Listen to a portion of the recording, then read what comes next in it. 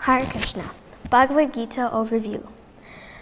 My name is Radha Padma, and today I would like to very briefly go through the overview of Bhagavad Gita. Then from the next video onwards, we'll do each chapter one by one. Om Jnana Timirandasya Gyananjana Shalakaya Chakshu Unmilitam Yena Tasmai Shri Gurave Namaha Jai Shri Krishna Chaitanya Prabhu Nityananda Shri Advaita Gadadhar Shivasari Gaura Bhaktavinda Hare Krishna, Krishna Krishna, Hare Hare, Hare Ram, Ram Ram, Hare Hare. So the original idea of making these Bhagavad Gita videos was for my brother Nama. He likes to read one text of Bhagavad Gita every night before going to bed. But Srila Prabhupada said that one should read Bhagavad Gita under the guide of a devotee. I want to thank my mother, who always guides me and engages me in studying Bhagavad Gita, and also many thanks to Ikshwaku Prabhu, who encouraged me to encourage others to read and study Bhagavad Gita. So Bhagavad Gita is also known as Gita Upanishad. It's the essence of all Vedic knowledge, and it's one of the most important Upanishads in Vedic literature. The Bhagavad Gita is part of the Mahabharata, and it was just that the great Kurukshetra war was about to begin when Krishna spoke the Bhagavad Gita to his dear friend and devotee, Arjuna the Pandava.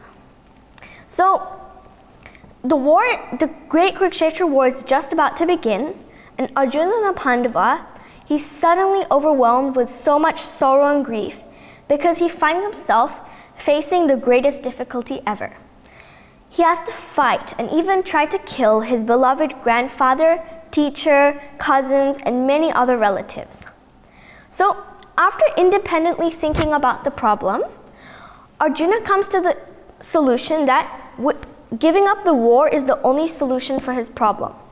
But Krishna wants Arjuna to fight. So now the question comes.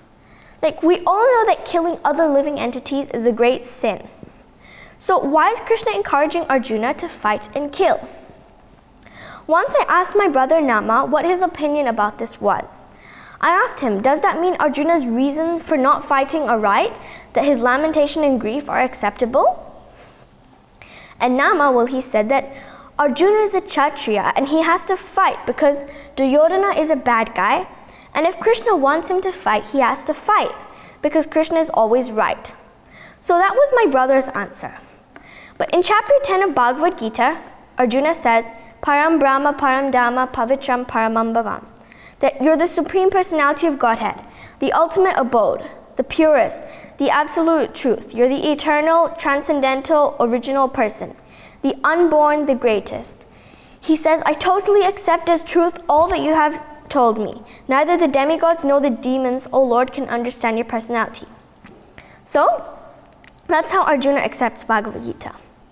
One thing I want to mention here is that there were many editions of Bhagavad Gita before Srila Prabhupada's Bhagavad Gita as it is, but none of them made devotees like Srila Prabhupada's Bhagavad Gita did. That's because Srila Prabhupada is a pure devotee of Krishna, and he brought out the real spirit of Bhagavad Gita, that Krishna is the Supreme Personality of Godhead. Anyways, so when Arjuna found out that he couldn't solve his problem by himself, he turned to Krishna and he said that, now I'm your disciple, I'm a soul surrendered unto you, please instruct me. So it's said that everyone is suffering greatly in this material world, with no exceptions, Arjuna, you, and me. But among all the problems of material life, the biggest are birth and death. And Bhagavad Gita tells you who you are, what is your real identity, who is God, and what is your relationship with God, and how to solve the material life's problems for real. So here in Bhagavad Gita, Arjuna sets an example that he surrenders onto Lord Krishna, looking for a solution. So when Arjuna surrenders, Krishna spoke Bhagavad Gita to Arjuna. Krishna was not only speaking Bhagavad Gita for Arjuna, but for the welfare of all human beings. And Srila Prabhupada said that human life actually starts from asking the questions, where am I from and why am I suffering? And unless one asks these questions, he cannot be considered a perfect human being. So, many people who don't believe in God, one excuse for them is that they can't see Him. But God cannot be seen by material eyes. We have to see God through hearing. Here in Bhagavad Gita, Krishna is speaking and Arjuna is hearing. And since God is absolute, His speaking is non-different from Him. The Bhagavad Gita is Krishna Himself, and the Bhagavad Gita is for everyone. It doesn't matter whether you're young or old or Indian or Western, we all have to take shelter of the Bhagavad Gita and listen to the song of God. I pray one day, by the mercy of Guru and Krishna, the ignorance in my heart will be lightened so I can really understand the teachings of the Bhagavad Gita. So, we all know that Bhagavad Gita has 18 chapters and 700 verses. And our acharyas have divided Bhagavad Gita into 3 parts. Part 1 is chapters 1 to 6, Part 2 is chapters 7 to 12, and Part 3 is chapters 13 to 18. So, I'm going to explain each of these parts one by one. Part 1. So if we use one simple word to describe Part 1, it's all about the jiva or the atma. Part 1 is all about the self. It starts from Arjuna's lamentation and stress, and then Krishna instructs Arjuna about his true identity as a spirit soul and the nature of the soul. So Krishna says, for the soul there's neither birth nor death. He has not come into being, does not come into being, will not come into being. He is eternal, he's unborn, eternal, ever existing, and primeval. He is not slain when the body is slain. So okay, we know that we're the soul, we're not the body, and we know our identity as a spirit soul. Then how should we act? So then Krishna talks about karma yoga, action and inaction, action and inaction. Then he tells Arjuna the difference between karma and karma yoga in Krishna consciousness. What's the difference? Karma is all about actions that we perform and the reactions that we get. It doesn't matter whether our actions are good or bad, but we'll always get our karma. But if we try to avoid karma by not performing our duty at all, then we'll be in an even worse situation. So Krishna gives us a solution that if we perform karma yoga, if we do our actions while doing it for Him, then there will be no karma.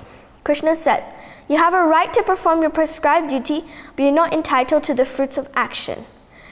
So then Krishna explains how to practice karma yoga without getting any sort of karmic reactions once again. And finally, in the last chapter of part 1, he teaches Arjuna how to control the mind, how to meditate. How does Krishna instruct Arjuna to meditate? By meditating on Him. Because Krishna said that a yogi who meditates and controls his senses, he's performing yoga, but the devotee who meditates on Krishna is higher because Krishna is the goal of all yoga and sacrifice. Krishna says, chapter 6, text 47, and of all yogis, the one with great faith who always abides in me, thinks of me within himself, and renders transcendental loving service unto me. He is the most intimately united with me in yoga and is the highest of all. That is my opinion. So this last verse of chapter 6, which is also the last verse of part 1, you could say it's like the introduction to part 2, where Krishna changes the topic. The first part is about us, the jivas, who are meditating on the Lord and how to meditate on Him. But now Krishna is going to change the topic to the Lord who is meditated on, to Him, Krishna. Hare Krishna.